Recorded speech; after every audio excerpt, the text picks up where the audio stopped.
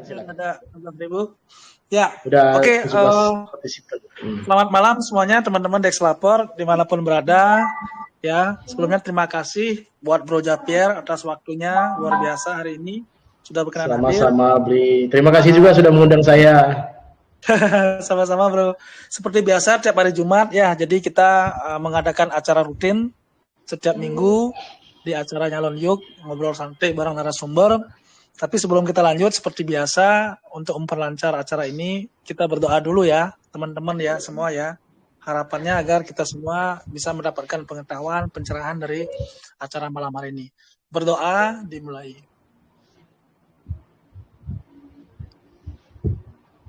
Doa selesai. Oke, menarik malam hari ini kita akan membahas salah satu topik yang kalau bisa dibilang topik ini hampir terlupakan dulu nggak gitu loh, karena dulu pernah hype, sekarang ya slow down lagi. Nah, seperti apa sih nanti prospek dari project ini ke depannya, yaitu kita akan bahas tentang NFT, non fungible token dulu.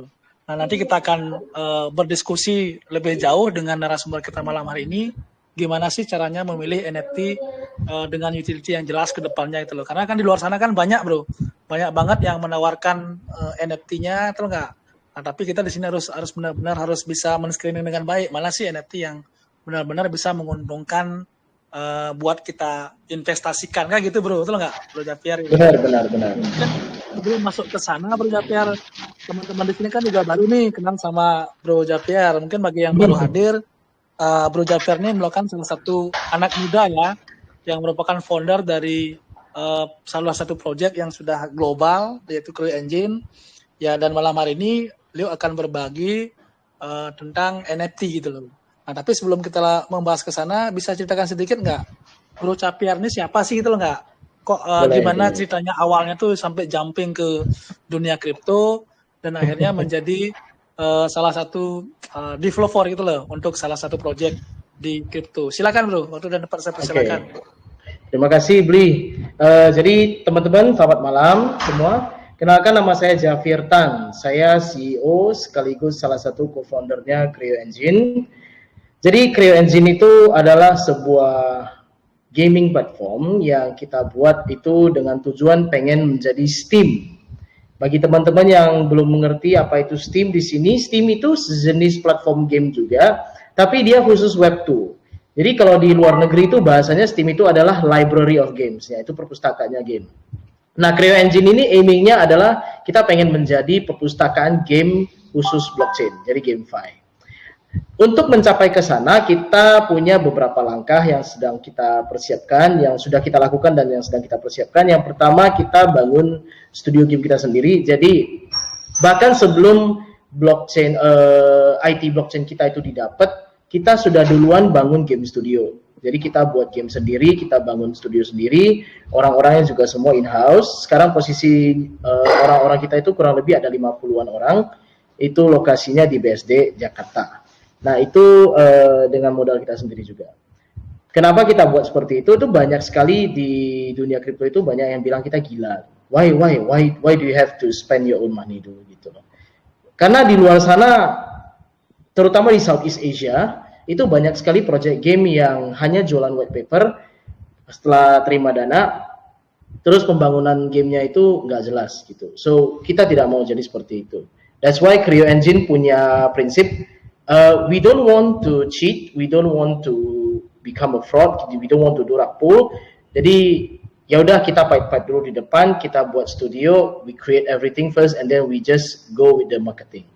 And then, kita juga bangun marketplace nantinya, itu ticker token kita adalah Creo, itu bisa didapat di MEXC, dan PancakeSwap, jadi kita udah listing. Alasan kenapa saya bisa terjun ke dunia kripto itu lumayan rumit ya, Blia, saya rasa. Karena pertama kali saya backgroundnya itu tidak di kripto, saya backgroundnya itu di financial. Saya ada 10 tahun lebih pengalaman itu di dunia financial, itu saham forex, kemudian options trading, itu saya punya background. Namun untuk kripto saya hanya sekedar menjadi seorang investor. Itu mulai dari tahun 2016-2017. Waktu XRP harganya masih 1000-an. Dan itu saya teringat itu pertama kali saya invest, saya beli XLM, saya beli XRP, saya beli Bitcoin, and saya juga beli Polkadot. Dan ketika aset saya di XRP itu 2 juta turun jadi 700.000, saya langsung cut loss. Imagine, imagine what will happen if I don't cut loss today, beli. Jadi ya orang yang sangat tidak berpengalaman di kripto, saya bertemu dengan teman-teman saya yang sekarang menjadi para C-level seperti Pak Daryl, kemudian ada Pak Gani, Pak David. Kita semua itu punya satu kesamaan, yaitu kita semua itu gamers, kita semua gila main game. So kita juga ada satu co-founder namanya Pak Calvin. Jadi setelah terkumpul semuanya, kita berpikir why not we make a project tapi kita buat game base. Kebetulan Daryl CTO kita itu juga anak muda jenius yang usia 17 tahun sudah publish game dia sendiri di Steam. Dan dia kerjakan game itu 3 orang doang, dia dan 2 orang temannya di US, dan itu gamenya selesai dalam 2 tahun. Luar biasa. Jadi sedikit background tentang saya. Akhirnya setelah bertemu dengan teman-teman, kita punya satu visi dan misi yang sama. Agustus 2020 di bulan Juli 2021 ide ini kita bicarakan, kita laksanakan di awal September 2021 sampai sekarang. Ya, sedikit mengenai saya. Thank you teman-teman. Oke, thank you bro. Ya, mungkin sekarang kita lanjut ke topik kita bro ya, tentang NFT bro.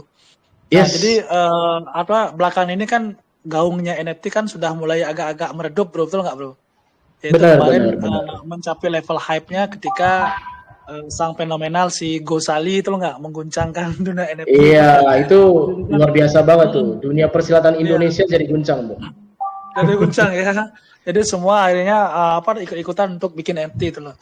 Nah, sebenarnya secara dasar mungkin bisa dijelaskan nggak bro? NFT itu apa sih sebenarnya bro, betul nggak? Terus bisa. Gimana caranya kita untuk bisa mengklasifikasikan dan bisa memilih NFT mana yang harus kita koleksi gitu loh bro. Karena kan banyak bro yang namanya jenis NFT kan banyak tuh, ada yang collectible, ada yang kita bisa staking kan untuk biar bisa dapat passive income juga.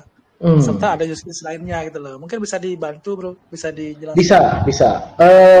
Sebelumnya saya perlu ingatkan dulu ke teman-teman di sini, apa yang kita perbincangkan di sini adalah bukan trading advice, bukan investment advice. Ini kembali lagi ke teman-teman, selalu do your own research. Namun pertanyaan ini menarik ya Beli ya, karena kemarin saya barusan ngomong sama di acara TSBA kemarin kita di Bali, itu tanggal 28, itu saya sempat ngobrol dengan Lisa Jewaitan dari Economic Design, dan Rich Robinson dari Animoca Brands. Jadi mereka berdua punya satu pandangan yang menurut saya cukup menarik ya, dan dunia kripto ini masih terbilang sangat baru, terutama di Indonesia. Jadi apapun yang ada di sini sekarang itu tidak ada yang merupakan rumus pasti. Itu termasuk dengan trading skills, itu termasuk juga dengan analisis, dan juga termasuk aset.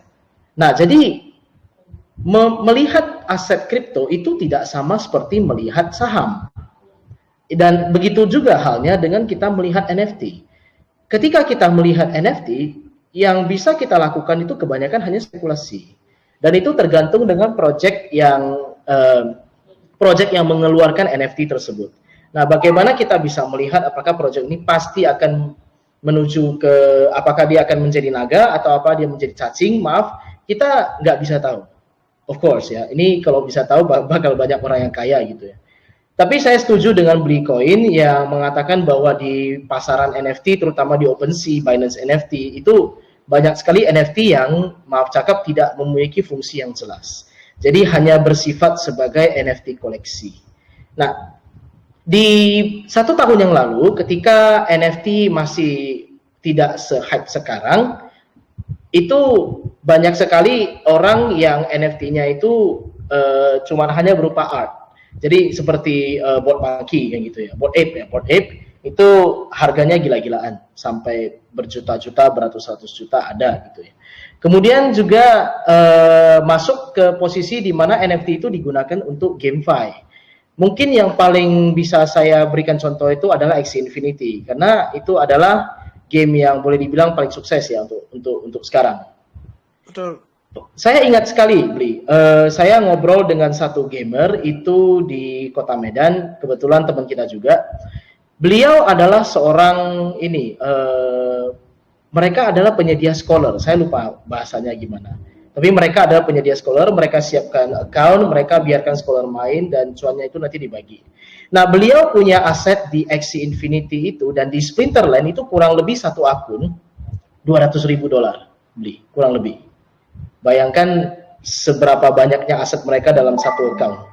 Nah, seserius itulah orang mengembangkan NFT di dalam gaming world. Bahkan hanya NFT yang berupa kartu-kartu aja mereka bisa ngabisin $200.000. Nah, disinilah NFT itu mulai menanjak lagi, di mana pertama kali ketika mereka main Axie itu minting Axie yang model Genesis itu generasi pertama itu harganya saya ingat cuma $340 dan itu di tahun 2018. Pada saat itu Ethereum harganya masih $400. Jadi ketika kita mau minting satu Axie itu harga gas fee-nya sama harga mintingnya itu hampir sama. Jadi orang jarang sekali orang mau minting gitu, dan bahkan ada yang jual di bawah harga $340 itu. Tapi sekarang coba kita sama-sama lihat dalam kurun 1 tahun ke depan, 2 tahun ke depan, teman-teman tahu harga Axie itu berapa? Coba ada yang tahu nggak kira-kira harga Axie itu berapa dalam kurun waktu 2 tahun ke depan setelah itu? Paling tingginya berapa? Hampir $200 bro ya? Enggak beli, hampir $2.000. $2.000 ya, woi. Benar. Jadi Axie Infinity itu kenapa disebut sebagai salah satu GameFi yang paling sukses? Itu karena harga NFT-nya dari sejak pertama kali minting ke zaman sekarang ke 2 tahun mendatang itu harganya hampir 5 sampai 6 kali lipat. Dan harga token AXS juga meningkat setara. Itu naik sampai harganya $100-an. Very very crazy. Dan tadi Bli menanyakan kepada saya bagaimana caranya kita melihat NFT seperti itu. Gimana kita bisa tahu kalau NFT itu bisa jadi naga atau bisa jadi atau tidak jadi apa-apa gitu ya. Dan jawaban saya adalah again do your own research. Karena kita bisa menilai sebuah token seperti kita menilai token Cardano atau token XRP, itu fundamentalnya kuat tapi naiknya pelan. Kesalahan saya di tahun 2017 adalah saya menjual XRP saya ketika aset saya turun jadi 700.000. Tapi kalau bayangkan teman-teman kalau misalnya saya pada saat itu hold token saya sampai sekarang itu 2 juta sudah jadi berapa gitu. Nah, itu kembali lagi itu spekulasi. Tidak ada rumus yang pasti di dunia kripto sekarang. Kalau kita mau melihat NFT, we just need to see the hype. Karena NFT itu all about hype. When the hype is here, NFT itu harganya meningkat gila-gilaan. Dan bagaimana kita bisa melihat hype itu? Ya kembali lagi kita harus riset. Kita harus riset masa depan project ini bagaimana. Kemudian kita juga harus bisa melihat NFT ini satu lagi adalah punya utilitas apa. What kind of utility this NFT have? Jadi kalau misalnya NFT itu digunakan untuk gaming, oke. Tapi kita lihat kembali ke gamenya. Apakah gamenya akan menjadi game yang hype? Contoh seperti Solchix atau Sidus Online. Nah itu satu NFT harganya juga 2.000, 3.000. Tapi itu karena mintingnya mahal lah. Karena mereka juga di Solana kan gitu. Jarang ada dan mereka triple A. The game is really nice. Gitu. Jadi kembali lagi kita harus perhatikan projectnya. Will it be a hype or not? Nah itu mungkin saran saya. Oke, mungkin sebelum lanjut gini bro, bisa dijelaskan lebih jauh. Mungkin di sini kan teman-teman masih ada kebingungan ya. Kalau bisa dibilang bahasa sederhananya itu kan NFT itu adalah sertifikasi digital, benar nggak bro? Bisa dibilang begitu. Jaringan blockchain kan yang untuk menunjukkan apa tuh otentifikasi kan keaslian dari satu produk, betul nggak? Bukti kalau mau saya jelaskan dengan kalimat singkat, itu NFT itu singkatan dari non fungible token. Tapi kalau kita cerita fungible itu kan bahasanya agak sulit ya. Saya ganti non fungible itu menjadi non replaceable token yang tidak bisa digantikan. Jadi kenapa NFT itu merupakan sesuatu yang tidak bisa digantikan? Itu simple. Karena mereka punya sesuatu yang kalaupun ada yang lain wujudnya sama, itu tidak akan ada yang mirip. Yaitu kode autentifikasi seperti yang tadi Bitcoin bilang. Setiap NFT itu punya kode autentifikasi yang berbeda. Walaupun wujudnya sama tapi kodenya beda. Nah, yang mana keluar duluan itu bisa ketahuan. So, everything in blockchain is transparent. Jadi itu bisa dilacak, sangat-sangat bisa dilacak sekali. Kalau kita cerita fungible token itu seperti uang 100.000 yang Anda punya. Uang 100.000 saya bisa saya ganti dengan uang 100.000 yang lain. Karena wujudnya sama, nilainya sama. It's called fungible token. But when it comes to NFT yang satu dan NFT yang kedua ini walaupun wujudnya sama tapi dia beda. That's why NFT is an NFT, non-fungible. Kurang lebih seperti itu, Bli. Punya nilai koleksi? Sangat punya sekali. Oke, terus kalau menurut dari pengamatan Bro Javier sendiri, prospek potensi NFT ke depannya ini kira-kira masih menjanjikan nggak, Bro? Kalau dari saya sendiri sebagai seorang game creator, game developer, dan game platform sangat menjanjikan. Kenapa? Karena ini bukan akhir dari perkembangan NFT, Bli. Karena di sini kita hanya menggores permukaannya saja. Fungsi NFT itu masih belum sepenuhnya bisa direalisasikan. Kita sudah banyak sekali ngobrol dengan game-game developer dari luar dan project-project Web3 dari luar yang pengen juga buat NFT. Bahkan Bli di Indonesia ini aja, banyak perusahaan-perusahaan yang mereka dasarnya adalah konvensional atau Web2, mereka pengen mengubah ke Web3. Ya, melalui beberapa platform. Untuk masalah potensi NFT ke depan sangat besar sekali karena banyak fungsi yang belum kita discover. Untuk sekarang kita tahu NFT itu fungsinya pertama adalah untuk koleksi, pasti ya. Yang kedua itu digunakan untuk bermain gaming. Yang ketiga itu digunakan untuk hold, tapi holdnya itu mengandung benefit. Contoh, misalnya nih Sinarmas mereka buat NFT. Terus siapapun yang pegang NFT Sinarmas ini bisa ke toko Sinarmas untuk mendapatkan diskon misalnya. Nah, contohnya seperti itu. Jadi banyak sekali fungsi-fungsi yang belum terrealisasikan. Dan kita juga sebagai platform, kita Creo Engine, kita juga sedang mengulik fungsi yang seperti itu. Di mana aset di dalam game kita itu bisa menjadi kenyataan, bisa menjadi sesuatu yang nyata. Sebagai contoh, misalnya nih teman-teman main game pertama, itu ngelawan monster, kemudian dapat daging. Kita bisa buat peraturan di mana jika Anda dapat 1000 daging, aset 1000 daging, itu bisa kita tukarkan menjadi 100 atau 200 gram daging sapi asli di dunia nyata. Nah, itu sedang kita kulik caranya.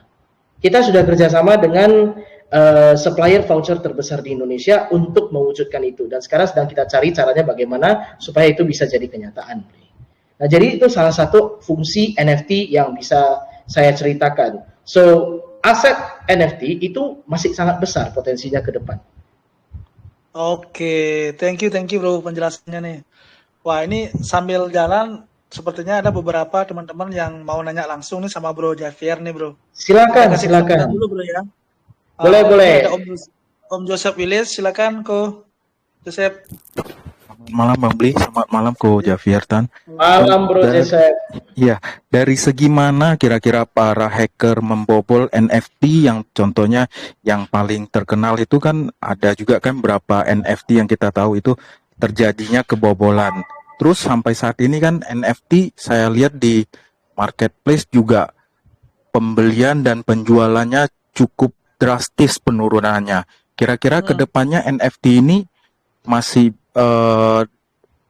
diminati para NFT lain nggak kira-kira? Atau hype-nya sampai di sini aja atau gimana? Baik, pertanyaan bagus ya Bro Joseph. Saya jawab pertanyaan pertama dulu. Bagaimana cara hacker membobol dan meretas NFT dari satu chain? Jadi seperti yang teman-teman ketahui, kalau sebuah aset itu sudah menjadi NFT atau sebuah data sudah menjadi NFT, berarti posisi aset itu sudah berada on chain, berada di dalam blockchain tersebut. Nah, jika para hacker atau seorang hacker pengen mencoba mencuri NFT, that means mereka harus membobol security atau memecah hash dari blockchain tersebut. Mungkin yang bisa saya ngambil contoh itu adalah Ronin Wallet yang kejadiannya Axie Infinity. Itu mereka habis kurang lebih 8 million USD kalau nggak salah.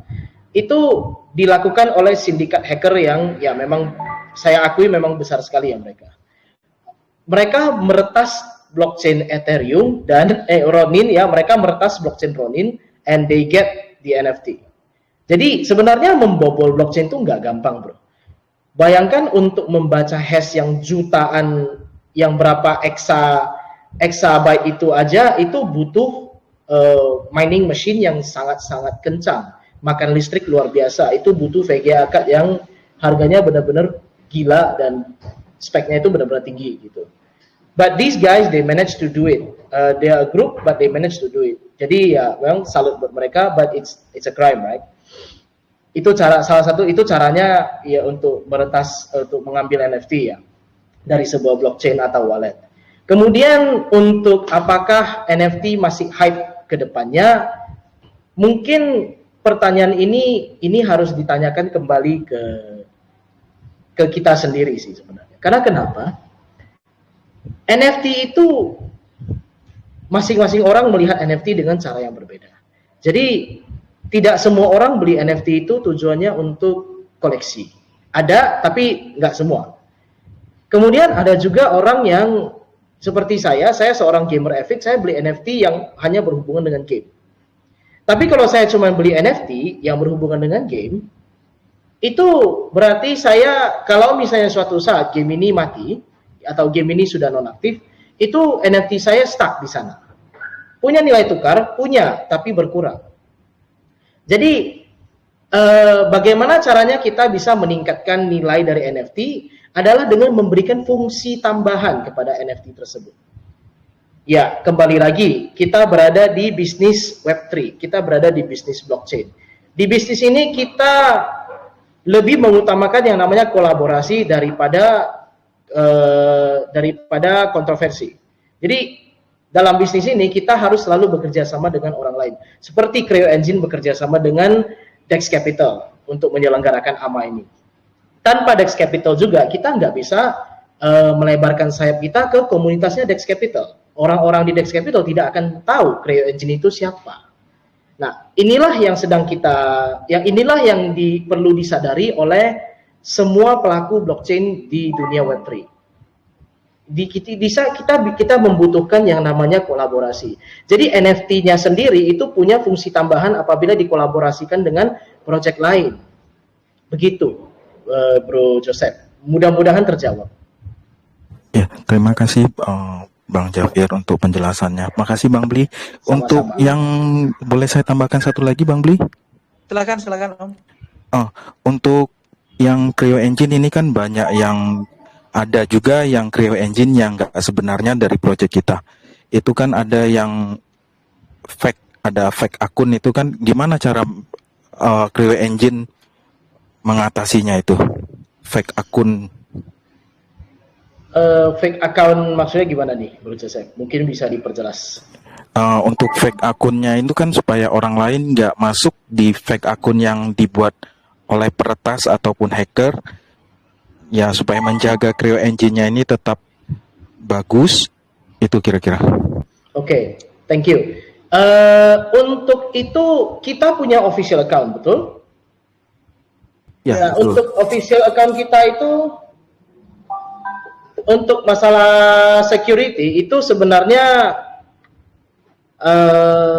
gimana ya? Kalau orang pengen meniru kita, itu nggak bisa kita cegah, bro. I mean, jika suatu saat kita orang pengen memanfaatkan kita untuk mencari keuntungan, bahkan Om Julius aja itu ditiru sama orang. Jadi kalau mau bilang kita pengen mencegah itu, saya rasa mungkin sulit. Kalau orang memang udah berniat untuk menipu, itu saya rasa memang sulit dicegah. Namun kita sedang berusaha supaya semua account kita itu bisa centang biru.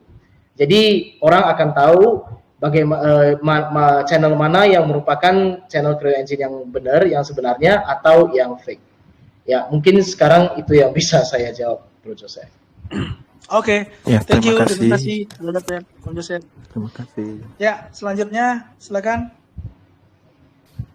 Halo, Kadek Yoga ya, silakan. Halo, halo, Selamat Mas malam. Kadek, malam. Ya. siap. Mau bertanya, tapi sebelumnya sharing sedikit aja dulu. Silakan. Eh, Silakan. Benar kata kakak Javier tadi, sekarang NFT-nya itu hype-nya sudah menurun. Tadi saya cek di Google Trends, searching-nya bahkan di dunia itu agak menurun sekarang untuk saat ini. Habis itu, dan terkait fungsionalnya tuh benar, NFT itu bernilai karena dua hal, karena psikologi manusia aja. Maksudnya kalau emang NFT orang itu jiwanya seni, ya pasti suka terhadap suatu seni sehingga bisa dikoleksi. Yang kedua itu udah fungsi yang punya utilitasnya sehingga tercipta supply dan demand. Itu sih. Nah, yang saya tanyakan ini jauh sih, pendapat aja. Bagaimana pendapatnya terkait NFT terhadap pencucian uang atau money laundry? Ini laundry. Ya, Oh, gitu aja, Bro. Oke. Terima kasih. Thank you. Silakan Bro Javier, langsung aja. Oke. Ini pertanyaan yang benar-benar unik ya, Bro Kadek. Oke. Mengenai money laundry ya, ini udah masuk ke dunia mafia nih. Ini saya akan sharing sedikit pengetahuan umum ya, mungkin tidak mengenai kripto. Ya. Kalau kita cerita money laundering itu kan banyak cara untuk money laundry ya. Jadi salah satu caranya kalau di zaman dulu itu orang-orang yang punya uang itu biasa mereka membeli karya seni yang harganya luar biasa mahal. Istilahnya itu bisa menjadi aset mereka, gitu. Money laundry. After that itu karya seninya bisa dijual lagi dan uangnya bisa didapat kembali dan kemudian uangnya tercuci. Banyak juga cara untuk money laundering di dunia maya. Salah satu caranya adalah dengan investasi online atau jual beli NFT. Boleh juga kalau saya ditanya mengenai pendapat saya mengenai money laundering, saya rasa nggak banyak yang bisa saya ceritakan mengenai itu ya, karena saya juga nggak pandai di bidang hukum. Hanya saja kalau money laundering itu adalah praktek yang sudah ada selama beratus-ratus tahun lah saya rasa. Dari zaman mafioso Italia itu money laundering itu sudah ada gitu. Dan apa yang bisa nggak ada yang juga bisa kita lakukan terlalu banyak sih untuk mencegah hal itu terjadi ya, karena money laundering itu not something special. It has been happening for hundreds of years gitu. Pendapat saya mengenai money laundering di dunia kripto atau di dunia NFT itu ya I'm fair. Saya nggak mengambil posisi negatif ataupun positif, saya neutral ya. Because nggak ada orang yang luput lah dari kesalahan ya menurut saya, Bro Kadek. Karena juga kalau ditanya mengenai money laundry, kalau uangnya terlalu banyak dan bisa terlilit masalah, saya rasa kalau money laundering adalah salah satu solusinya, mereka juga pasti akan lakukan. Saya rasa teman-teman di sini juga berpikir hal yang sama, kan begitu? Yang gitu. Ya, oke. Thank you. Likadek, ada lagi pertanyaan yang lain? Mungkin ngindarin pajak juga ya Bang, bisa ya Bang? Kalau untuk di Indonesia transaksi kripto sekarang kan sudah kena pajak ya. Itu tergantung dengan exchange-nya, itu bisa kena 0,1 in, 0,1 atau 0,2 out, right? Kalau untuk NFT saya dengar sih masih dikulik ya untuk pajaknya. But belum kena pajak kalau NFT. Kecuali itu ditradingkan menjadi seperti token ya mungkin akan kena pajak, beli kadek. Tapi kalau masnya belum ditradingkan ya saya rasa masih berupa aset ya, lapornya seperti biasa lah, something like that. Kecuali nanti viralnya seperti Gosali baru langsung dikasih surat cinta ya. Oh itu nggak Banyak bisa disimpan lagi beli koin, itu wajib nggak bisa bayar tuh. disimpan lagi. Itu kan jadi Oke, aset, jadi ya, aset final itu jadi kan. iya. Oke, thank you Bro Javier. Makasih Beli Kade. Ya, makasih Masih beli. semua. Ya. Oke, selanjutnya ada Om Sunrise. Silakan Om Sunrise. Halo. Iya, halo Om. Malam Om. Halo Sunrise, selamat malam. Selamat pagi Malam, ya Om. Sunrise. Gimana, Ini Om? Om. Sebenarnya udah ada belum sih, misalkan NFT jadiin apa kayak tiket di dunia nyata atau perwakilan dari saham atau apa gitu, yang bener-bener berfungsi di dunia nyatanya Om, untuk sampai saat ini Om. Oke, Soalnya saya cari-cari oke. belum nemu kalau saya Om.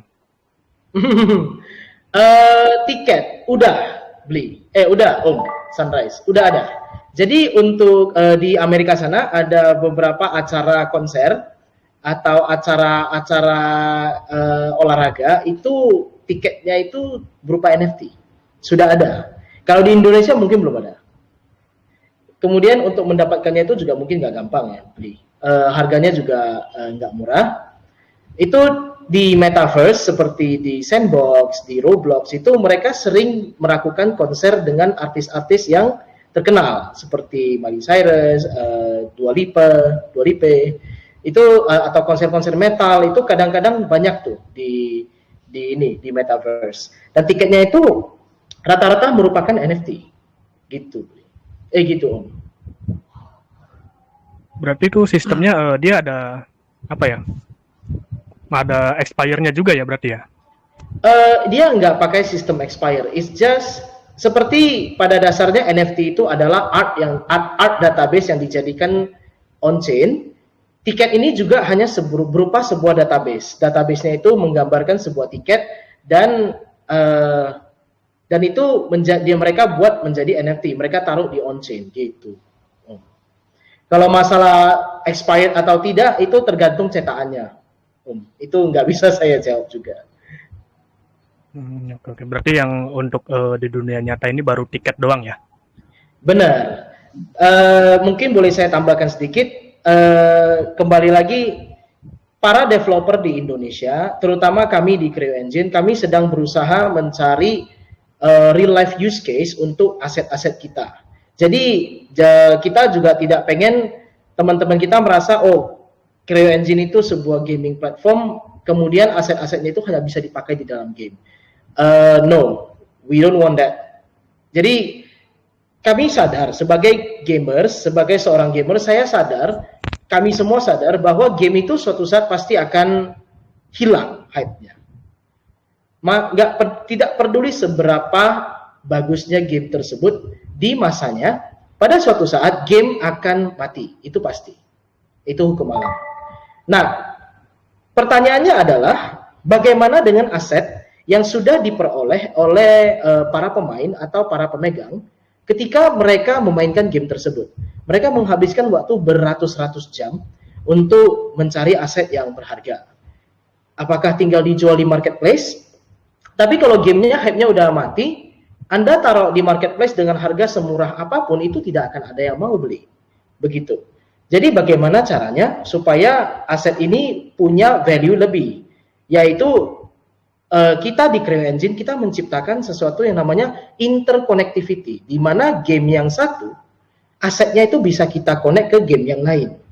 Sekarang CryoEngine punya studio namanya Nomina. Nomina ini menciptakan 4 buah game. Maaf, sedang menciptakan 4 buah game. 2 di tahun ini, 2 di tahun depan. Mudah-mudahan dalam 3 tahun semua gamenya sudah selesai. Tapi kita juga kerjasama dengan developer dari luar. Kita ngomong dengan Avarik Saga, kita ngomong dengan Dakiland, kita ngomong dengan Expert Chain yang sudah partneran sama kita. Kita ada ngomong dengan developer dari Filipina, namanya Metadana. Mereka buat game sabung ayam, lucu, I know. Kita ngomong dengan X Metaverse, kita ngomong dengan Traf dari Indonesia. Kita juga ada ngomong dengan beberapa developer dari Europe. Nah, game-game mereka itu bisa kita integrasi ke dalam platform kita, dan NFT kita, aset kita itu bisa dipakai di game mereka. Sebagaimana aset mereka bisa masuk ke game kita. Nah, disinilah tercipta fungsi, tercipta value tambahan. Di mana walaupun game yang pertama meninggal, game pertama mati, itu game-game berikutnya itu masih ada hype-nya, aset kita bisa dipakai di sana. So, legacy-nya tetap jalan. Tidak hanya begitu udah mati, udah gitu, enggak. Legacy-nya tetap ada, gitu. Oke, thank you bro, Javier. Gimana dari Om Sunrise, ada tambahan lagi? Untuk saat ini belum Om, mungkin nanti selanjutnya Om. Siap. Oke, menarik. Oke, mungkin sebelum ke teman-teman yang lain, ini menarik sekali pembahasan kita malam hari ini bro. Sedikit buat Bro Javier, tadi kan dijelaskan bahwasanya NFT ini sebenarnya sangat bagus sekali karena apa nama tuh sebagai bukti kepemilikan kita dari satu barang benda atau istilahnya apa nama tuh yang menunjukkan autentifikasinya kan keasliannya tuh dan tidak bisa dipindah tangankan kan seperti itu. Nah, Benar. kalau misalnya begitu istilahnya kerennya fungsi NFT tersebut, kenapa dari pihak government kita, pemerintah kita, kenapa tidak mengadopsi ini, bro? Contohnya nih, mungkin Bro Javier tahu lah di bidang properti itu kan banyak sekali terjadi duplikasi sertifikat tuh nggak? Ada sertifikat ganda, triple, bahkan sampai di rangkap 4, rangkap 5 gitu loh. Kalau di Bali banyak banget ya bro, apalagi di daerah Jimbaran kan. Nah jadi kadang-kadang sehingga terjadi sengketa lahan di sana bro, karena kan hampir susah ya bro, susah istilahnya membedakan mana yang asli, mana yang palsu segala macam. Nah tapi kalau misalnya dengan teknologi dari NFT ini yang sudah terintegrasi dengan jaringan blockchain, kan sangat gampang untuk melacaknya. Nah kalau seperti itu gimana bro? Mungkin dari Bro Javier nih kan ya pasti ada punya akses juga ke pemerintah. Ada nggak mungkin rencana planning untuk biar bisa istilahnya ngasih edukasi seperti ini ke pemerintah sehingga pemerintah pun juga akan mengadopsi teknologi ini, bro? Ide yang bagus sih, Bli. Kalau di negara barat sana, saya dengar jual beli rumah itu sudah bisa menggunakan kripto, sudah bisa menggunakan NFT. Jadi seperti yang Bli katakan, surat rumah mereka itu legal opinion, kemudian surat jual beli itu semuanya dalam bentuk NFT untuk mencegah yang namanya duplikasi. Betul sekali Bli. Di Indonesia sayangnya itu belum terjadi dan belum diimplementasikan. Namun kalau tidak salah itu asosiasi untuk menentukan regulasi kripto kan sedang dibangun ya. Itu bisa dijadikan sebagai salah satu tajuk untuk diomongkan kepada official pemerintah gitu. Kalau untuk sekarang semuanya masih berupa wacana dan dari saya sendiri sih saya tidak mendengar apa-apa sih dari pihak sana.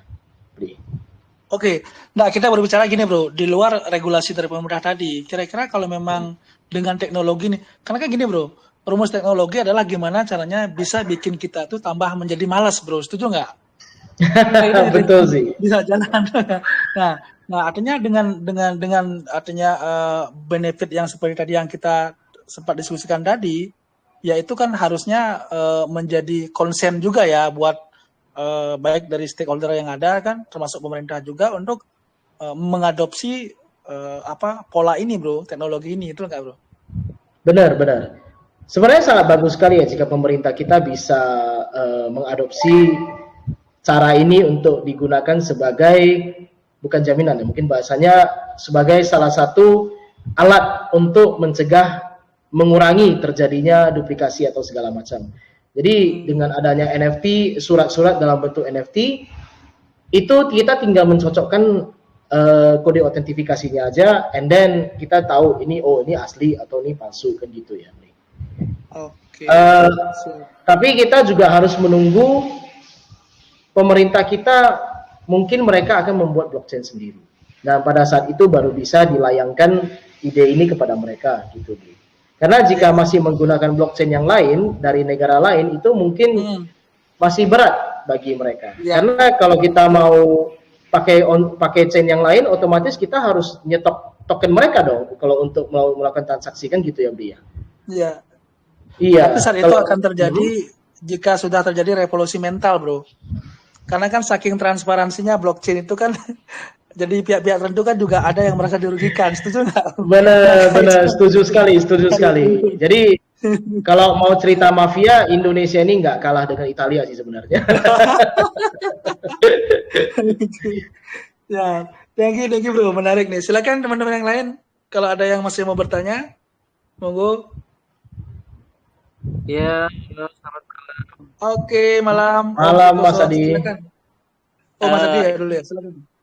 Ya hanya bukan bertanya tentang mengenai masalah ini. Ini kan Om Jafer, siapa namanya? Bro Jafir ya, Jafirtan. Sama Om Beli di sini sekalian. Kita supaya menyangkut mengenai masalah kepemerintahan, seharusnya dari kita ini dari yang kayak Om Beli kan punya perhimpunan Om Beli? Asosiasi ya. Asosiasi. Nah ini seharusnya dari mulai kita dulu nih langsung ke pemerintah bagaimana caranya supaya kripto ini bisa benar-benar pas lah di Indonesia gitu. Jadi dari kita, kalau kita hanya cuman wacana akhirnya pemerintah membelok, ya akhirnya bubar kita gitu. Jadi dari mulai kita bagaimana caranya supaya pemerintah ini mengakui bahwa kripto ini bagus untuk di Indonesia. Kayak gitu aja Om Bli sama Oke. Om. Thank you Om Adi. Ya, nanti Makasih, Om. ya semoga kalau misalnya dapat support dari semua komunitas kan, semua kalangan ya, semoga hari indah itu akan segera tiba ya. Minta doanya Amin. aja, Bu Adi. Oke, selanjutnya ada tadi Om Cryptoson ya. Silakan Om.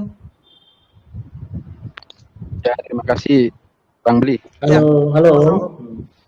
Halo Om Jafir, pertanyaan saya gini Om, cara screening cepat project NFT yang baru yang berpotensi jadi naga itu seperti apa menurut Om ya? Karena kita kan di sini masih banyak kan yang main NFT nih, jadi Diornya juga terbatas kita pengetahuannya gitu.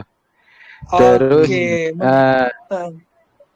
Terus yang kedua, kalau misalnya kita mau jadi trader NFT, rekomendasi dari Om Jafir nih, platform atau marketplace apa yang direkomendasikan? Terus yang hype yang lagi bagus tuh apa gitu? NFT yang seperti apa? Terima kasih. Thank you. Luar biasa pertanyaannya. Langsung Bro Jafir. Kalau untuk mengkurasi satu project token itu kan, ya teman-teman mungkin udah pada ahli ya. Cuma untuk yang men-screening NFT kan perlu juga Bro, karena suatu something new lah NFT ini kan. Jadi kadang-kadang harus ada pengalaman juga Bro.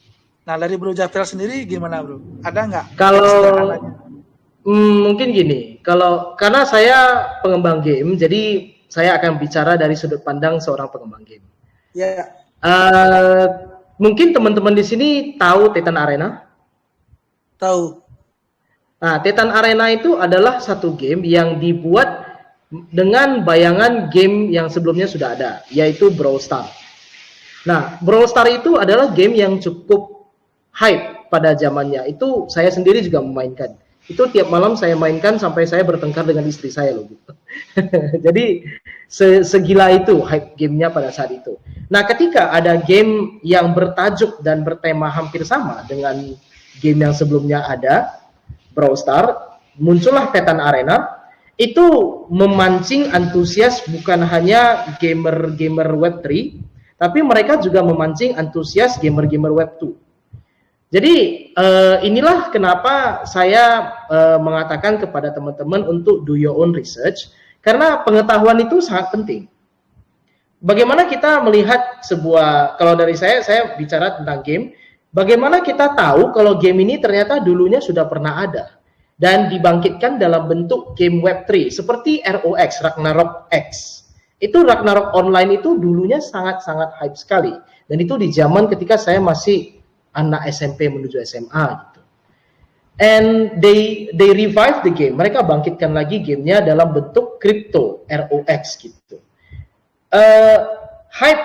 Nah, sekarang kita cerita hype dulu ya Om Cryptosan. NFT itu tidak sama seperti token. Kalau token dia bisa punya fundamental, dia bisa punya fungsi. Tapi kalau kita cerita NFT, kita harus lihat project itu sendiri, Om Cryptosan. Jadi bukan hanya kita menilai dari NFT-nya bagus, art-nya bagus, ininya gimana. Enggak, kita harus lihat project-nya juga. Saya punya kenalan di Bali, itu project dia itu adalah Green Initiative, di mana dia mengubah plastik menjadi diesel alias solar, minyak solar. Dan projectnya ini didukung oleh pemerintah karena dia Green Initiative. NFT dia buat gamenya bertema robot. Jadi dia seperti robot Transformer gitu, kayak Optimus Prime. Nah, untuk mereka yang tidak punya uang untuk membeli NFT-nya, itu mereka boleh menukarkan sejumlah plastik itu ke si developer untuk ditukar dengan NFT. Nah, proyek-proyek seperti ini yang perlu kita pandang, proyek-proyek seperti ini yang perlu kita perhatikan. Kemudian ini bukan bias, tapi proyek kami Creo Engine juga menjadi salah satu yang mungkin boleh diperhatikan oleh teman-teman sekalian. By the way, saya tidak jualan di sini, saya mengatakan apa adanya. Jadi mohon maaf jika ada yang merasa sebaliknya. Platform kami memberikan value lebih kepada NFT dan menjamin NFT itu tetap punya nilai, punya fungsi, walaupun game yang pertama itu sudah tidak hype lagi. Kenapa? Karena NFT-nya bisa dipakai di game-game berikutnya. Dia tetap punya fungsi, tetap berharga. Nah, proyek-proyek seperti inilah yang harus kita perhatikan. Proyek yang memberikan nilai lebih kepada tidak hanya alam, tidak hanya pengguna, tapi juga bisa kepada para investor. Ya, mungkin kalau cara kita melirik proyek itu dari sana. Kemudian tadi pertanyaan kedua apa, Om Cryptosan, maaf? Tentang marketplace-nya, Bro Javier. Marketplace yang kira-kira direkomendasiin. Oh iya. Jika Anda ingin menjadi trader NFT, berarti bahasa kasarnya arbitrase gitu ya. Untuk itu mungkin saya tidak ada jawaban pasti sih, karena NFT itu contoh, saya kasih contoh. Binance NFT itu berada di chain BSC. OpenSea berada di chain Ethereum, dan masing-masing dari ini mereka mensupport beberapa chain lainnya. Contoh, di OpenSea mereka mensupport Polygon, mereka mensupport Solana, mereka mensupport Avex. Di Binance NFT juga mereka mensupport Tron, mereka mensupport chain lainnya, Polygon juga, gitu. Jika kita mau tanya bagaimana caranya menjadi trader NFT, itu balik lagi ke cerita yang pertama. Anda harus bisa melihat proyek ini bagus apa tidak. Anda harus pandai menilai proyek. Ujung-ujungnya tetap spekulasi, tapi setidaknya ketika kita melihat suatu proyek dan kita merasa proyek ini punya fundamental yang kuat, atau setidaknya mereka bisa memberikan nilai tambah kepada NFT, saya sarankan untuk beli NFT-nya dulu. Setelah itu baru Anda spekulasi. Lihat apakah analisa Anda benar atau tidak, gitu. Karena kalau mau ditanya trader NFT itu dan trader coin itu beda, token itu beda. Nah itu sifat tradingnya itu beda. Kalau NFT itu sudah pasti seperti Anda beli karya seni di museum, kemudian Anda pegang berapa lama, kemudian Anda jual. Tapi berapa lamanya itu yang menjadi tanda tanya, kan gitu ya, kan begitu. Jadi ya kurang lebih seperti itu, Bli. Oke, thank you, Bro Javier. Gimana Om Cryptozone? Cryptosan ada pertanyaan lanjutan? Mau nambahin sedikit ya. Kalau misalnya kita harus memilih di antara dua NFT, yang satu itu karena utility-nya yang bagus, terus yang satunya dari faktor kreatornya yang terkenal. Itu yang mana yang harus kita utamakan gitu. Terima kasih. Oke, pertanyaan yang sangat bagus. Tapi ini akan saya jawab dengan pertanyaan kembali. Anda mencari jangka panjang atau jangka pendek? Jika Anda mencari jangka pendek, saya sarankan ambil yang kreatornya terkenal. Jika Anda mencari jangka panjang, maka ambillah yang utilitasnya bagus. Karena jika dia utilitasnya bagus, itu harganya akan naik tapi perlahan. Kalau Anda cari yang kreatornya terkenal, maka dia akan menyebabkan hype yang membuat harga NFT-nya itu bisa melambung tinggi sampai 10, 20, 30, bahkan 100 kali. Nah, di saat itu Anda bisa arbitrase, Anda bisa ambil take profit. Tapi kalau misalnya Anda cari yang long term, Anda cari yang jangka panjang, cari yang stabil, terus Anda bisa koleksi dalam waktu yang cukup lama, maka saya sarankan carilah NFT yang punya utilitas yang baik. Gitu. Bang Jafir, terima kasih banyak. Sama-sama. Semoga membantu. Sama-sama, makasih Om. Oke, selanjutnya silakan. Ada siapa? Halo. Ya, Om Riki. Halo Om Riki, jumpa lagi. Gimana? Nah, mau bertanya ini, Om tadi Silakan. Ya Om tadi sempat menyinggungkan di luar negeri kan untuk pembelian atau penjualan rumah kan sudah di NFT kan. Dan kalau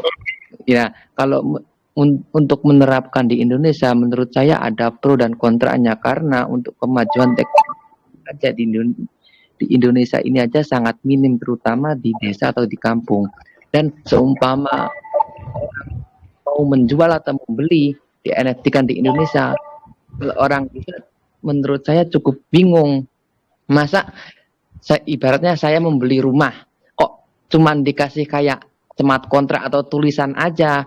Secara umumnya kan kalau di Indonesia kan untuk pembelian gitu kan pakai sertifikat atau surat-surat atau gimana. Nah, pertanyaannya bagaimana sih ya, strategi yang tepat untuk merangkul atau mengedukasi masyarakat gitu? Oke, pertanyaan yang bagus, tapi jawabannya bukan. Edukasi itu tidak mulai dari masyarakat, Om Riki. Yang kayak begini, kalau kasusnya seperti yang Om Riki katakan, itu edukasinya tidak mulai dari masyarakat. Edukasinya itu mulai dari bagian atas, yaitu pemerintah dan perbankan. Jika sampai saat ini perbankan belum mengakui smart contract, belum mengakui mata uang kripto sebagai alat tukar, maka mustahil bagi perbankan untuk mengakui smart contract sebagai kontrak asli, Om Riki. Di luar sana, seperti di negara El Salvador, mereka menerapkan Bitcoin sebagai alat tukar resmi dalam negaranya. Bahkan di dalam kondisi winter begini, presidennya membeli lagi tambahan 500 juta USD Bitcoin kalau nggak salah, saya lupa angkanya. Basically ini semua kembali bukan ke masyarakat dulu, Om Riki. Yang harus diedukasi itu adalah bagian atas dulu. Setelah bagian atas sudah diedukasi. Ya, halo, Bro Javier. Yep. Halo. Ya. Kedengaran, Bri? Halo. Oh ya. Jelas. Oke, terima kasih. Nah, jadi yang harus diedukasi itu saya bagian atas dulu. Dan ini mungkin akan bisa akan tercapai mungkin dalam beberapa tahun, mungkin dalam 10 tahun ke depan, tidak ada yang tahu sih, Om Riki. Namun pandangan Om Riki bagus. Ini jika kita bisa melakukan jual beli atau kontrak itu menggunakan SC atau smart contract, maka kita tidak perlu takut adanya penipuan, kita tidak perlu takut ada namanya pungli, kita tidak perlu takut dengan ada yang namanya penyelewengan dana atau sebagainya. Namun kembali lagi seperti yang diceritakan oleh Bli Coin tadi, selama di Indonesia masih ada yang merasa tidak diuntungkan oleh sesuatu, maka hal ini masih sulit tercapai. Itu aja. Iya. Ya, kita cerita di negeri aja. Wakananda. Wakanda. Benar-benar. Ya, thank you Om Riki Febri pertanyaannya. Oke, di sini ada Om Amazon Tesla nih. Silakan Om Amazon. Sepertinya Om Amazon juga penggemar NFT juga nih. Silakan Om, Amazon. Halo, Om Amazon. Oke. Oke, kemudian ini ada Om Adib. Silakan Om Adib Laksana. Mumpung ada Bro Japir, Om. Halo, malam Om Adib. Halo, malam Om Ya. Bli, Malam Om Adif. malam Om Javier, salam kenal ya sebelumnya. Salam kenal Om. Pak, ini tampaknya cukup menarik ya pembahasan mengenai NFT ini. Saya juga kalau saat ini sih saya juga senang gaming juga nih, Om. Wih, mantap. Udah coba game kita belum Om? Siap. Jadi kalau yang saya lihat ya ini kan ada banyak jenis ya NFT gaming ini. Terus yang akhir-akhir ini lagi tren mungkin ada apa tuh kayak move to earn ya, Om.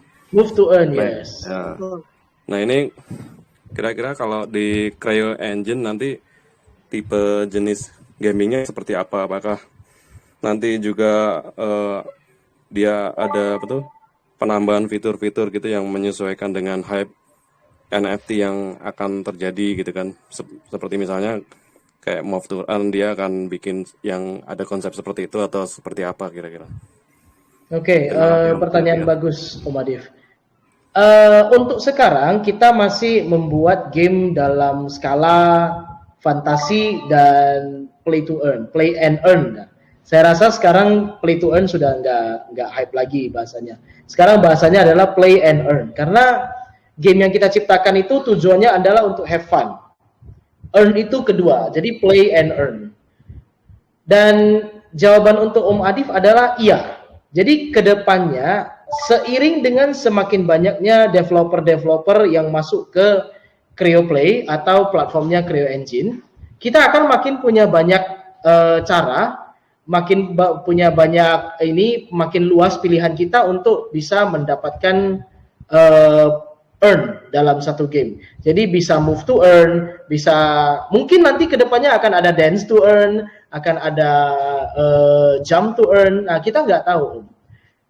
Mungkin kedepannya itu akan muncul project-project yang mungkin tidak akan kita pikirkan sekarang.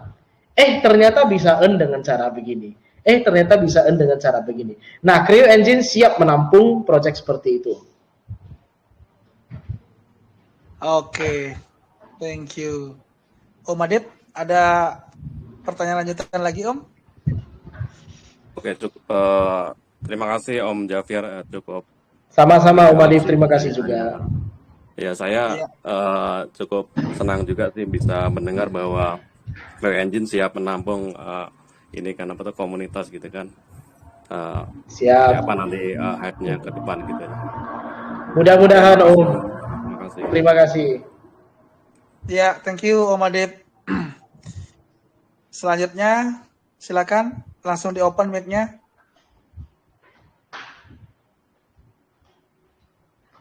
Om Jimmy, ada bertanya Om? Malam Om Jafir, apa kabar? Malam Om Jimmy, apa kabar? Kabar baik. Malam Om Bli, baik Om. Ya, malam Om. Gini Om, ini rencana ini agak melenceng dikit ya, nggak apa-apa ya. Ada beberapa pertanyaan. Boleh. Ini yang terdekat mau launching kemana nih Creo Om? Direct ya Om ya. Langsung ditembak. Terdekat dari sini ini saya akan berikan sedikit bocoran kepada para pendengar Dex Capital. Tapi saya tidak akan menyebutkan nama. Memang Creo Engine berencana untuk listing lagi di CEX berikutnya. Ada CEX yang udah lagi kita pantengin untuk listing. Dan persiapannya juga udah tinggal koordinasi. Namun untuk namanya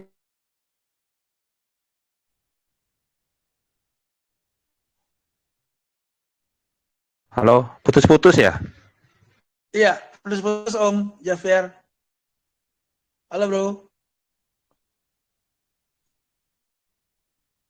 Wah, langsung di luar servis area Om Jimmy sih nanya ya langsung tanya listingnya Om.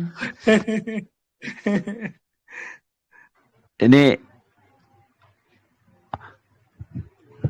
Nah, halo Om Javier. Halo bro.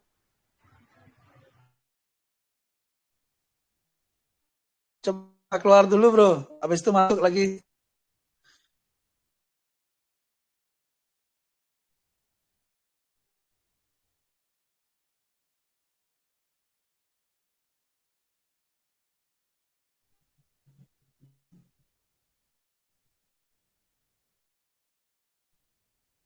Halo.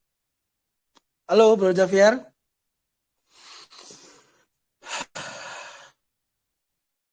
Wah, sepertinya nge-lag itu anaknya. Ya, kan sambil nunggu Bro Javier, silakan teman-teman.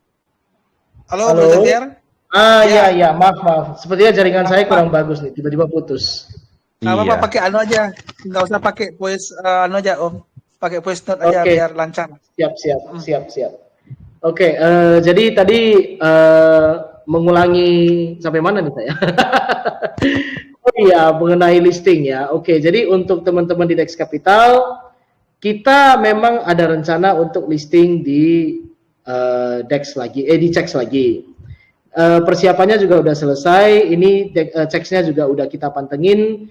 Tinggal koordinasi juga dengan mereka dan ya finalize. Tapi untuk namanya ntar dulu ya, kita keep dulu, tunggu tanggal main. Bulan ini apa bulan depan, Bro? Aduh, Bli, ngoreknya makin jauh ini, bahaya. Iya, privilege khusus Bro. Biar teman-teman, soalnya tadi Bli udah belum. Nanti ada surprise dari narasumbernya kita Bro malam ini. Mungkin kalau nggak dalam bulan depan, 2 bulan lagi. Oh gitu. Yang menang kemarin bukan Om? Bukan, belum. Oh, berarti yang nomor 5 ya di dunia ya? Aduh, saya nggak berani jawab tuh gitu. Makin dikorek makin dalam, bahaya nih, Bu. Gini Om, saya ada ini sih, mungkin nggak tahu ya pemikiran kita, mungkin ini kan Trio kan lebih ke game ya Om. Benar. Ini pernah nggak ya edukasi ke sekolah-sekolah gitu Om?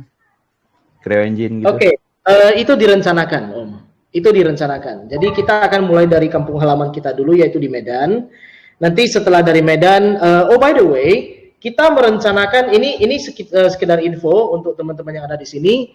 Creo Engine merencanakan roadshow ke 6 kota besar di Indonesia. Itu akan diumumkan nanti oleh PR kita, Pak David, dan CMO kita, Pak Gani. Kita merencanakan roadshow itu di bulan, kalau enggak di Juli, akhir Agustus. Kita merencanakan roadshow untuk game pertama kita di 6 kota besar di Indonesia.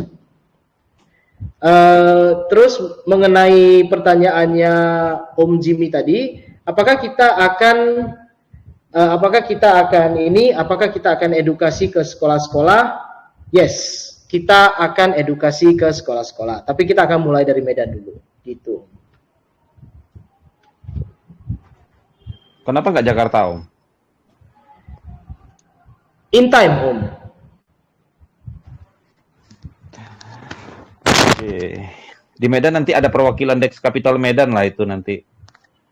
Wih, ditunggu ya Om. Ini sebelum kita ke acara besar-besarnya, singgah dulu dong ke kantor kita di Medan.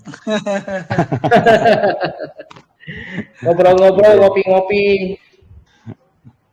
Ada Om nanti Om. Orang Dex Capital Medan ada Om. Siap, ditunggu ya Om ya. Janji dong. Ya bisa diatur lah Om Li. Ya, siap. Udah kok kemarin malahan kita dikasih anu di sana, kasih base camp di sana sama Bro Javier sama teman-teman di Medan. Ya, deklarasi nanti Om. Bisa sih Om Li. Nanti kan biar nanti Om Javier juga bantu-bantu edukasi lah teman-teman di Medan gitu kan, Dex Capital Medan gitu. Siap. Ya, jadi saya ada rencana beserta dengan teman-teman kita di Creo Engine, kita pengen buat komunitas off-chain Medan, chapter Medan. Jadi di seluruh Indonesia kan udah ada kota ya yang punya komunitas off-chain. Itu paling besar di Bali. Kemudian yang kedua itu di Yogyakarta, itu dikepalai oleh Om Sulaiman. Kemudian di Jakarta oleh Om Anthony, dan terakhir kita rencananya mau buat sektor Medan. Itu nanti Creo Engine yang mulai. Jadi kalau misalnya nanti Dex Capital udah di Medan, itu kita bisa co-host sama-sama dong. Oke. Ada Siap. Om, di Jakarta juga ada Om. Siap. Bisa lah. Ini lead Jakarta ini ada Om Amazon ini Om. Amazon ya, Amazon Tesla itu Iya. jangan-jangan Sama Elon Om Musk Adi. sudah belajar ngomong bahasa Indonesia itu. Diam-diam di belakangnya rupanya Elon Musk gitu ya kan, belajar bahasa Indonesia. Wah, itu permainan tingkat dewa itu. Iya, itu bukan nungguin lagi, itu God itu berarti ya. Mantap, mantap. Oke, thank you Om. Nggak tahu ya, jadi kami kan kemarin baru udah mendeklarasikan juga kan Dex Capital Jakarta. Nah, sebentar lagi mau ada nyusul, ada Medan, Bandung, kemudian Jogja juga. Itu salah satu bro. Jadi selain kita kan emang serius untuk memberikan edukasi yang seluas-luasnya itu loh. Kita kan harapannya ya biar bisa istilahnya lebih banyak lagi masyarakat teredukasi tentang dunia blockchain kripto, kan nanti makin banyak yang melek kan makin baik juga bro untuk pertumbuhan kripto di Indonesia juga kayak gitu. Yes, setuju banget. Kalau di Jakarta ada Om Amazon Tesla sama Om Adip tadi, nanti di Medan juga ada nanti gitu. Oke, selanjutnya silakan nih ada Om Jono nih ya, mumpung baru nongol nih abangku nih. Silakan Om Jono. Ada pertanyaan buat Bro Javier? Halo Om. Enggak bertanya, saya beli, saya sudah jadi holdernya. Oh, udah jadi holdernya ya? Waduh, terima kasih banyak Om. Aduh. Sama. Ketemu pendukung di sini enak banget. Nice. Ya, kita kan juga salah satu support juga kan kemarin pada waktu fundraising itu kan. Ya, semoga lah semua happy bro dengan proyeknya si Bro Javier nih. Amin. Oke, silakan yang lainnya, teman-teman yang lain. Ada Om Rahmawan, Ayem, kemudian ada siapa? Mr. Bray. Silakan Mr. Bray. Ya, selamat malam Om Javier. Malam Mr. Bray. Ya, saya kan ini masih sangat awam ya, bisa dibilang belum pernah sih terjun ke dunia NFT. Nah, tadi saya dengar NFT mungkin gini, kayak lebih ada supply ya. Kalau di kripto ya kan ada supply-nya, berapa total max supply. Nah, itu mau tanya, kalau di NFT itu kan game ya, kita beli NFT-nya untuk bisa di dalam game. Apakah dalam NFT itu ada batasan supply atau seperti token kita bisa seperti yang Ethereum ya, itu tanpa ada batas supply-nya? Dan misalnya kalau sudah supply-nya penuh, atau misalnya sebuah project mempunyai hanya dibatasi 100 NFT, terus apa yang terjadi ketika 100 NFT tersebut sudah terjualkan semua? Terima kasih. Oke, thank you. Pertanyaannya sangat bagus, Om Bray. Jadi jawabannya adalah iya. Setiap project game pasti punya limit. Project game yang baik, setiap project game yang baik pasti punya limit di NFT-nya. Jika ada sebuah game yang menawarkan NFT dengan jumlah tidak terbatas, saya himbau tolong jangan main game tersebut dan jangan beli NFT-nya. Kenapa? Jika NFT tersebut bisa diminting tanpa batas, otomatis banjir dong. Dan suatu saat dia akan bubble dan tidak punya harga. NFT dalam gaming itu bisa dinilai punya value apabila mereka punya 3 hal. 1, kelangkaan, rarity. Yang kedua, fungsi atau utility. Yang ketiga adalah bagaimana itu adalah saya lupa bahasa Inggrisnya. Rarity, utility, and one more. Kalau dalam gaming itu kita harus melihat apakah NFT ini punya jangka waktu atau tidak. Nah, oh ya, time limit. I'm so sorry, time limit. Nah, jadi tiga fungsi ini menentukan nilai sebuah NFT dalam sebuah game. Tidak semua game NFT-nya itu punya time limit. Ada beberapa NFT, ada beberapa game yang NFT-nya itu long lasting. Salah satu contohnya adalah seperti Axie Infinity atau game-game lain pada umumnya, di mana Axie itu sekali dipakai itu bisa seumur hidup. Nah, ada beberapa game yang saya ketahui di mana gamenya itu setiap NFT-nya itu ada batas waktunya. Contoh Titan Arena. Kita bisa mendapatkan token berdasarkan seberapa jumlah token yang kita dapat, berdasarkan seberapa rare, seberapa langka NFT-nya di sana. Tapi ini tidak berlangsung selamanya, Om.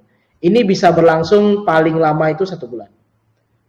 Jadi setelah 1 bulan, otomatis NFT itu tidak menghasilkan lagi. Dan Anda harus minting NFT baru. Jadi seperti itu. Tidak ada NFT yang jumlahnya tidak terbatas, Om. Pasti harus ada batasnya. Karena kalau tidak terbatas, tidak ada nilainya, Om. Itu aja sih. Siap, Om Zafir. Terima kasih informasinya. Sama-sama, semoga membantu. Om, itu saya mau nanya lagi Om Jafir. Ini ngomong-ngomong minting tadi itu saya baru ingat. Itu yang kasus app token ya? Halo, itu ya Om. Yang baru-baru ini Om, yang viral, yang app ya? Aha. Itu minting atau memang kebobolan itu Om kemarin Om?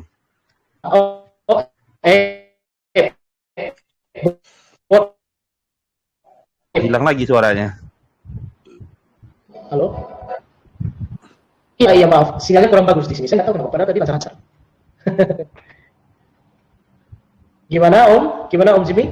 Halo? Yang kemarin viral itu Om, yang app token ya? Ya gimana? Apa yang bisa kita... Itu minting, itu kasusnya karena minting atau memang karena dibobol ya, atau dihack gitu Om? Mengenai itu ya, itu saya juga, sebenarnya saya juga kurang jelas itu kasusnya karena apa.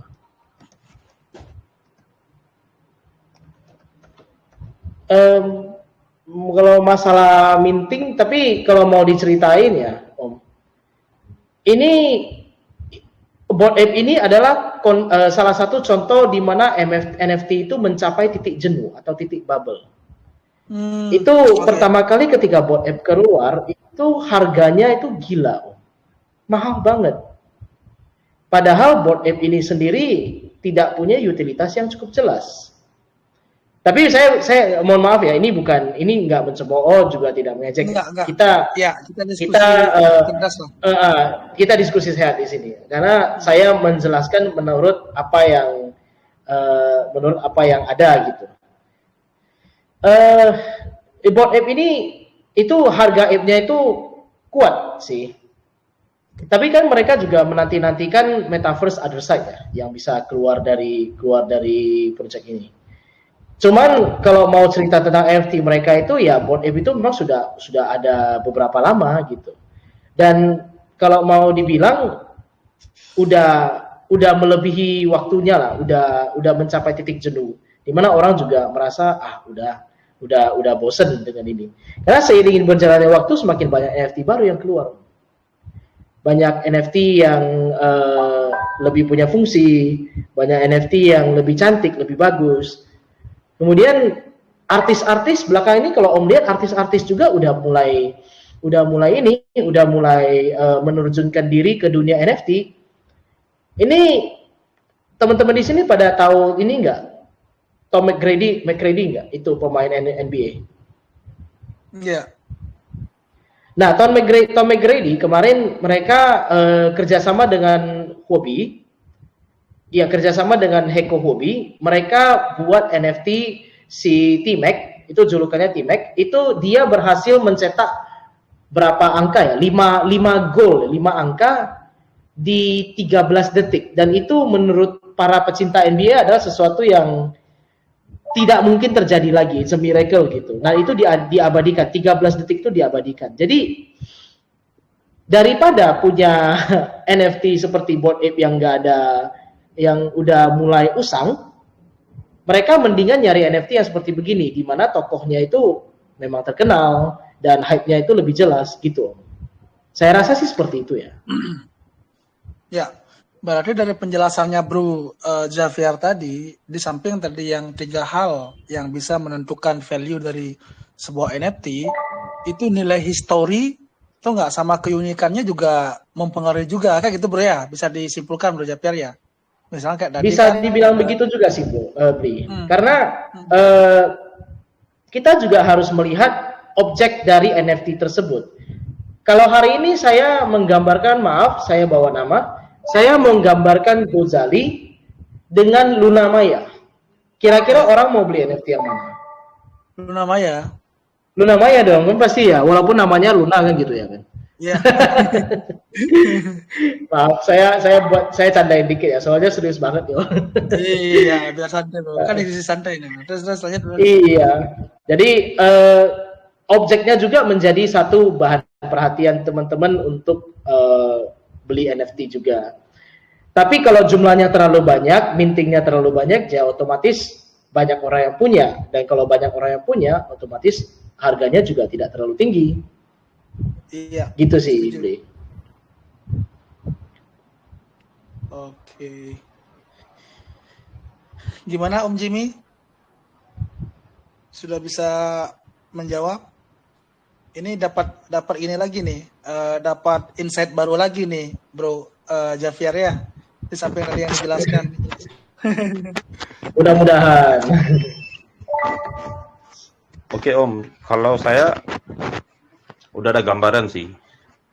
Jadi mungkin saya mau cari NFT nanti wajahnya Om Javier aja. Soalnya penting ini. Amah malam ini nih ada nilai story soalnya. Oh gitu ya. Iya, amin.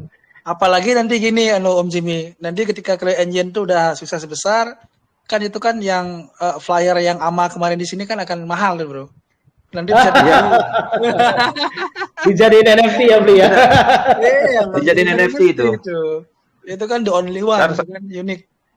Mantap. Kita jual nanti di grupnya Creo Engine, kita jual ntar Om beli. Iya.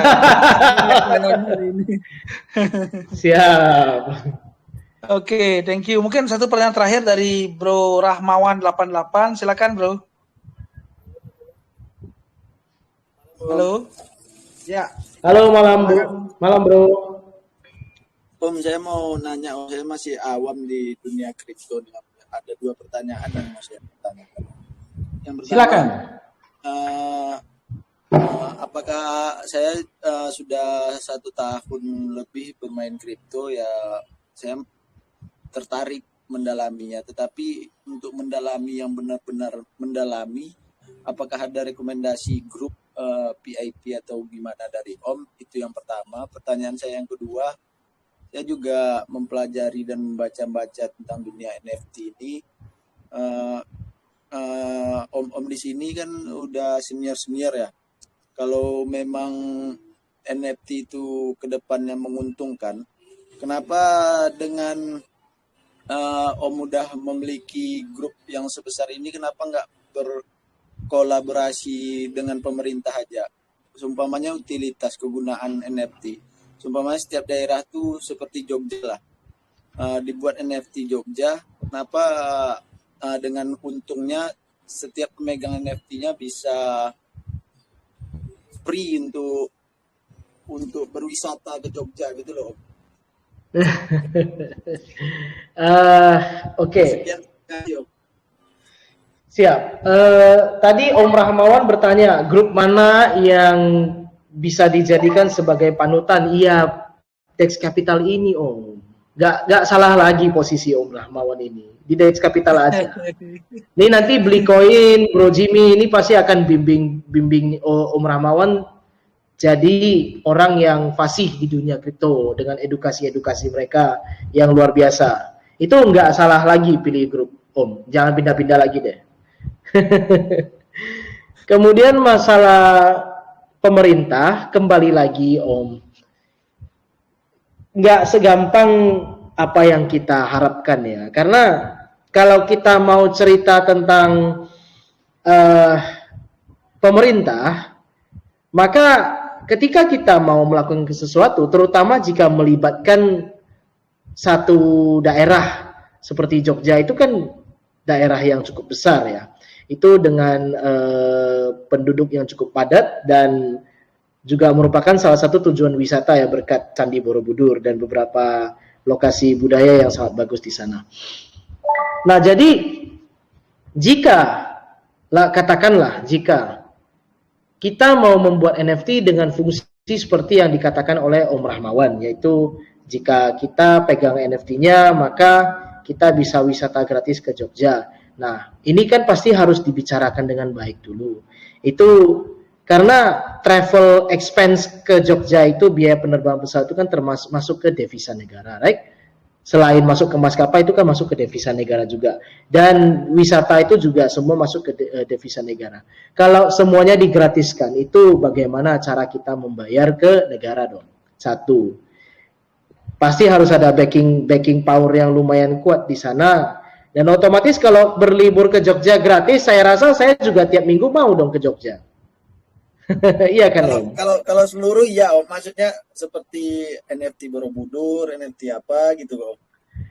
Nah, jadi kalau mungkin itu ya, kalau ada developer yang pengen buat seperti itu dan berkolaborasi dengan pemerintah, I think they are very welcome ya. Karena pemerintah kita terus terang sangat welcome dengan proyek kripto sekarang. Mulai dari awal tahun 2022, saya memperhatikan bahwa pergerakan pemerintah terhadap kripto itu udah bukan longgar ya, mungkin bahasanya bukan longgar, itu lebih ke menunjukkan ketertarikan yang dalam. Proyek-proyek startup di Indonesia jika menguntungkan lingkungan dan negara itu sudah mulai didukung. Seperti proyek teman saya yang tadi saya katakan mengubah plastik menjadi diesel. Kemudian ada juga proyek-proyek yang mengutamakan kesenian seperti yang dilakukan oleh para blockchain women in blockchain di Bali dan di Yogyakarta dan di Jakarta, itu didukung oleh pemerintah. Kemudian juga banyak seminar-seminar blockchain, bukan seminar, lebih tepatnya expo ya, exhibition. Itu didukung oleh anggota pemerintah, terutama dari Kementerian Pariwisata dan Ekonomi Kreatif, Kemenparekraf, bidangnya Pak Sandi Uno. Sebagai informasi tambahan, nanti di tanggal 30 Juni akan ada acara konferensi namanya Blok Jakarta. Itu dilaksanakan di Jakarta, Ritz-Carlton, Hotel Ritz-Carlton. Itu dilaksanakan oleh Block Arrow Blockchain Series dan dihadiri oleh Wakil Menteri Perdagangan Indonesia. Nah, ini salah satu bukti di mana pemerintah kita itu sudah mulai melirik ke pasar Web3. Sudah mulai melirik ke pasar kripto. Jadi kemungkinan apa yang dikatakan oleh Om Rahmawan, teman-teman kita malam ini mengenai gerakan pemerintah, mungkin bisa direalisasikan dalam waktu tidak jauh dari sekarang. Tapi kembali lagi, ini hanya spekulasi. Saya tidak menjamin apa-apa di sini. Ya, let's just wait and see Om. Kita lihat dan tunggu aja sih. Karena yang saya katakan itu adalah benar ya, di mana pemerintah mulai menunjukkan ketertarikan kepada kripto-kripto di Indonesia. Mereka pengen mendukung proyek-proyek kripto yang berpotensi dan berjalan ke arah yang benar. Seperti contoh kunci koin. Gitu Om. Gimana? Apakah menjawab? Halo? Ya, halo Om Rahmawan. Gimana Om? Iya, suaranya nggak kedengaran. Iya. Halo Om Rahmawan. Ya, Halo Om. Halo. Ya. Gimana? Ya Om, sudah cukup jelas. Terima kasih Om. Oke. Ya, terima kasih Om. Terima kasih Om. Ya, ini nggak terasa udah 1,5 jam Bro. Sangat menarik, sangat hot sekali. 1,5 jam. Iya, Nggak terasa ya Bro ya. Karena memang menarik banget soalnya pembahasan kita. Tapi sebelum Bro Xavier closing statement, seperti yang Bro bilang kemarin, ada nggak privilege khusus buat teman-teman yang masih stay tune ini Bro, yang masih standby di sini? Privilege khusus yang seperti Bro Xavier bilang, monggo silakan Bro, nggak apa-apa Bro. Sebelum Bro closing. Oke. Seperti yang tadi saya sudah bilang soal listing ya di Cex baru ya. Kemudian untuk langkah kita berikutnya, kita juga akan roadshow ya tadi, roadshow. Terakhir, game kita akan rilis di akhir Juni, kalau enggak di awal Juli, game pertama. Oke. Dan itu akan keluar bersamaan dengan platform kita, CryoPlay. Minimal dev tool-nya sudah ada, gitu. Minimal dev tool-nya sudah ada. Oke. Terus privilege dengan apa terkait dengan privilege yang whitelist untuk ininya, bro? Untuk whitelist, mungkin bisa kita bicarakan di grup ya, Om. Beli. Oke, siap. Tak pikir langsung di, bagi yang mau malam ini bisa langsung di eksekusi nih, Om. Bisa langsung dikasih privilege nih, jadi pertama. Aduh, kalau kita cerita secara umum kan kelihatannya kurang afdol. Mending saya sama Beli aja deh gitu. Oke, siap bro, ya. Oke, terakhir silakan bro, closing statement dari acara kita malam hari ini, bro. Monggo. Iya, sebelumnya saya terima kasih kepada Blikoin dan teman-teman dari Dex Capital yang sudah mengundang saya di acara malam ini. Saya senang sekali malam ini bisa duduk di sini, bisa sharing bareng, bisa ngobdar lah, walaupun kita nggak kelihatan kopinya, nggak apa-apa ya. Jadi kepada teman-teman yang ada di sini, terima kasih banyak atas pertanyaannya. Semuanya bagus-bagus, kritis-kritis, dan itu benar-benar menyenangkan sekali. Nggak terasa 1,5 jam sudah kita bersama di sini ngomong. Mudah-mudahan kedepannya teman-teman bisa terus mendukung Cryo Engine, langkah-langkah kita dan yang mau kita lakukan di sini. Mudah-mudahan juga bisa didukung oleh Dex Capital Community. Ya, selamat malam dan terima kasih teman-teman. Sampai jumpa lagi.